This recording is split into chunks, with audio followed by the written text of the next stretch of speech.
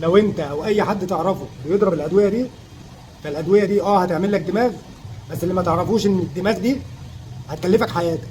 واول واشهر حاجه بتنضرب هي الجابيماتش، وده دواء معمول عشان يعالج التهاب الاعصاب والصرع، بس لما تاخده من غير سبب بيبوظ لك الجهاز العصبي.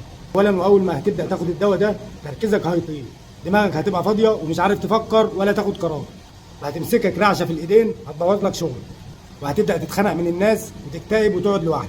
ومع الوقت هتدخل في دوامه الادمان، واصعب حاجه في الادمان انك ما تبقاش واخد بالك انك مدمن. اما قطره بليجيكا او بلجيكا زي ما الناس بتقول، فدي قطره بيستخدمها الاطباء عشان يوسع حدقه العين ويفحص قاع العين. قطره العين دي الناس بتبلعها او بتشمها، والنتيجه انك بتشوف حاجات مش موجوده او بتسمع اصوات ملهاش وجود، بتعمل لك زغلله وصداع ودوخه، ساعات بتدخلك في غيبوبه او تشنجات، وكمان بتعمل لك صعوبه في التنفس.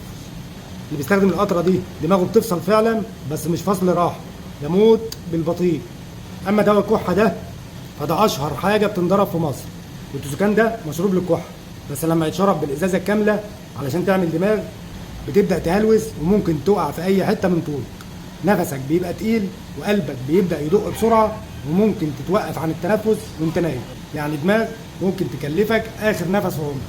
كل الادويه دي بتتباع في الصيدليه، بس الادويه دي مش معموله عشان تفصل بيها عن الحياه، دي معموله عشان تعالج مش تدمر.